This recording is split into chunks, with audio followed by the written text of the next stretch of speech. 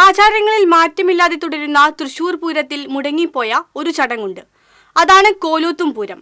കൊച്ചിരാജാവിന്റെ കോവിലകത്ത് പൂരപങ്കാളികളായ 10 ദേവീദേവന്മാരും പറയെടുപ്പിനായി എത്തുന്നതായിരുന്നു കോവിലകത്തും പൂരം എന്ന കോലോത്തും പൂരം. കൊച്ചിരാജാവിന്റെ കോവിലകം ഇന്നും തൃശൂരിലുണ്ട്. പക്ഷേ കോവിലകത്തെ പൂരം ഇപ്പോഴില്ല.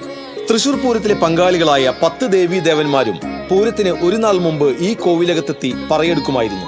അതായിരുന്നു കോവിലകത്തും പൂരം. ഒരു രാത്രി മുഴുവൻ നീണ്ടു നിൽക്കുന്നതായിരുന്നു പൂരമെന്ന് പറയപ്പെടുന്നു. ഈ പൂരം കഴിഞ്ഞ് മടങ്ങുമ്പോഴായിരുന്നു അത്രേ നെയ്തലക്കാവിലമ്മ തെക്കേ ഗോപുരനട തുറന്നിരുന്നത്. രാജഭരണകാലം അവസാനിച്ചതോടെ കോവിലകത്തെ പൂരം ഓർമ്മയായി.